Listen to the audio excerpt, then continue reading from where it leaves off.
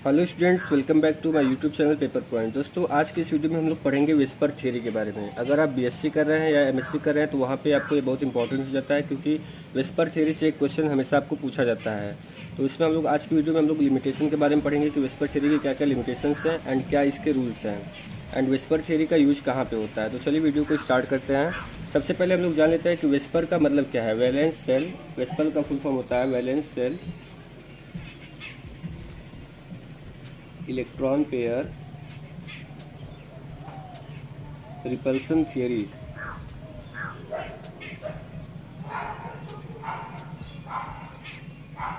VSEPR का full form है valence shell electron pair repulsion theory. मतलब यहाँ पे हम लोग electrons pair and lone pair के बीच में जो रिपल्सन होगा उसके बारे में डिस्कस करने वाले हैं, और उससे किसी भी मॉलिक्यूल के ज्योमेट्री पर या शेप पर क्या इफेक्ट करेगी वो और रिपल्सन, इसी के बारे में यहाँ पे हम स्टडी करेंगे।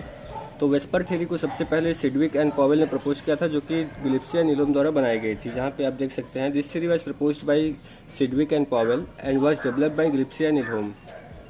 इसके बाद वेस्पर थ्योरी के बारे में हम लोग जानते हैं। This theory was very useful to predict the geometry of a number of simple covalent molecules. तो मतलब अगर कोई भी कोवेलेंट मॉलिक्यूल है तो हम लोग उसका वेस्पर थ्योरी के माध्यम से उसकी ज्योमेट्री के बारे में पता कर सकते हैं। हम प्रिडिक्ट कर सकते हैं कि उसका ज्योमेट्री कैसा होगा। The rules of this theory which given by the Gibbs to explain the geometry of molecules are given below. तो इसके कुछ रूल्स थे, वेस्पर थ्योरी के कुछ रूल्स थे कि इस रूल्स के बेसिस पे हम लोग किसी भी एटम्स का या मॉलिक्यूल का ज्योमेट्री बता सकते थे कि वो कौन सी ज्योमेट्री को प्रीफर करेगा। तो इसका पहला रूल क्या था, when the central atom of a molecule is surrounded by only bonding electron pairs but not by the lone pairs. अगर कोई भी सेंट्रल एटम ऑफ मॉलिक्यूल है, जैसे यहाँ पे BeCl2 का एग्जांपल दिया गया है, तो यहाँ पे सेंट्रल एटम में बी हो गया एंड Cl2 हो गया, इसका स्ट्रक्चर बना दिया हम लोग।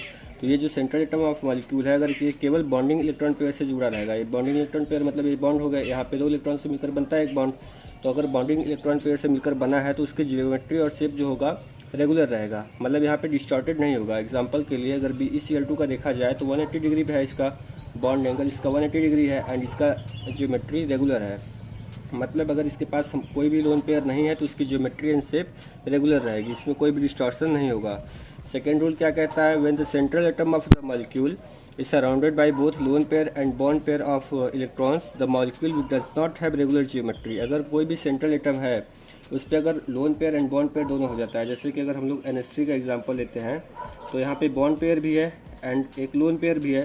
तो अगर यहाँ पे bond pair and lone pair रहेगा तो ये अपनी रेगुलर ज्योमेट्री को प्रीफर नहीं करेगा, यहाँ पे कुछ ना कुछ यहाँ पे डिस्टॉर्टेड हो जाएगा इसका shape due to the repulsion. यहाँ पे रिपल्सन की वजह से होता है, lone pair and bond pair में रिपल्सन होता है। अगर इसका ऑर्डर चेक किया जाए हम लोग कि loan pair and bond pair का रिपल्सन का क्या ऑर्डर है, तो लोन पेयर में सबसे ज़्यादा रिपल्सन होता है, लोन पेयर बॉन्ड पेयर में उससे कम होता है एंड बॉन्ड पेयर में रिपल्सन सबसे कम होता है in compare to lone pair. तो ये एक ऑर्डर था, इसको आप नोट कर सकते हैं, इसके बेसिस पे क्वेश्चन सॉल्व कर सकते हैं। थर्ड रूल क्या कहता है, the bond angle decreases at the number of lone pair of electron on the central atom increases. अगर किसी भी सेंट्रल एटम पर लोन पेयर इंक्रीज करेगा तो उसका बॉन्ड एंगल डिक्रीज होगा। जैसे अगर हम लोग यहाँ पे CH4 का एग्जांपल लेते हैं तो यहाँ पे कोई भी लोन पेयर इस पर नहीं है, CH4 में कोई भी लोन पेयर नहीं है, तो यहाँ पे इसका बॉन्ड एंगल्स नॉर्मल रहेगा 109.5 डिग्री।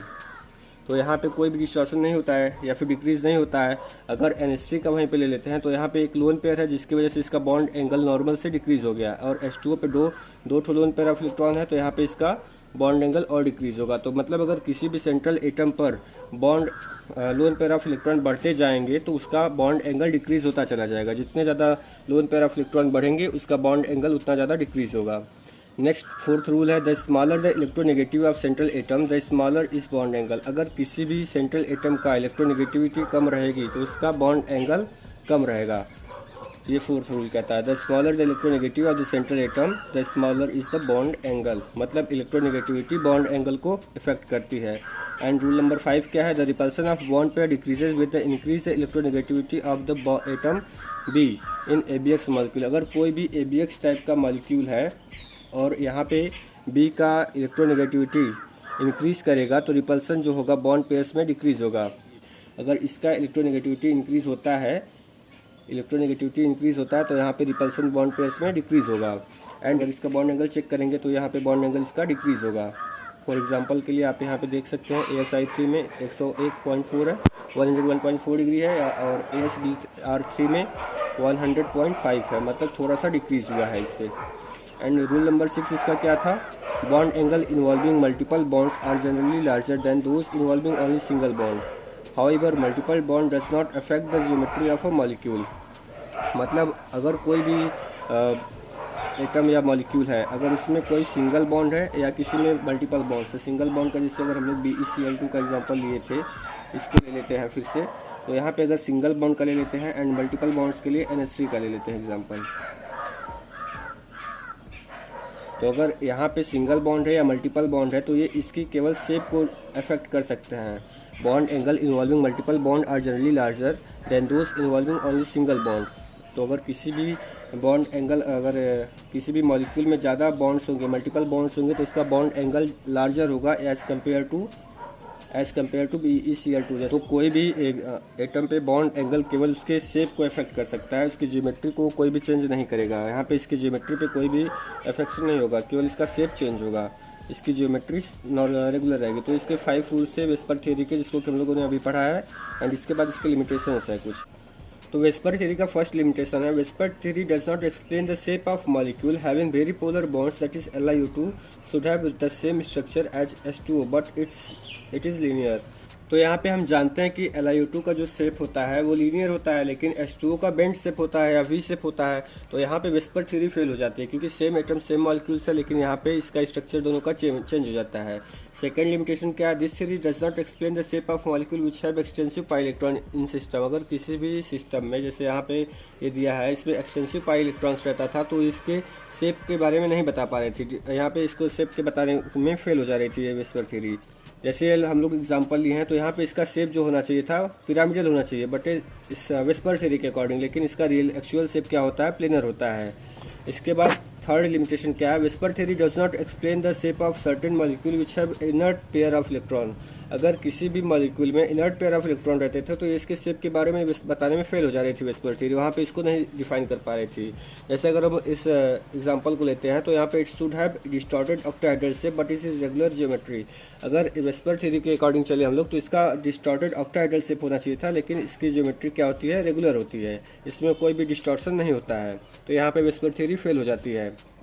फोर्थ क्या है इसका limitation, VSEPR theory falls to explain the shape of certain transition metal complexes. मतलब अगर कोई भी ट्रांजिशन मेटल कॉम्प्लेक्स है तो उसके शेप को बताने में वेस्पर थ्योरी फेल हो जा रही थी। इसके बाद फिफ्थ इसका लिमिटेशन क्या था कि VSEPR theory fails to predict the exact bond angle in molecule like NH3 and H2O which have distorted geometry. अगर किसी भी मॉलिक्यूल का जिसका कि डिस्टॉर्टेड ज्योमेट्री था, जैसे कि NH3 है इसमें या H2O में, जो कि डिस्टॉर्टेड ज्योमेट्रीज हैं इसकी, तो यहाँ पे इसमें जो बॉन्ड एंगल होता है उसको प्रिडिक्ट करने में फेल हो जा रही थी वेस्पर थ्योरी, एग्जैक्ट नहीं बता पा रही थी, क्योंकि इसका जो V शेप होता है या H2O करे या NH3 का लेते हैं, तो यहाँ पे बॉन्ड एंगल को प्रिडिक्ट करने में फेल हो जा रही थी वेस्पर थ्योरी।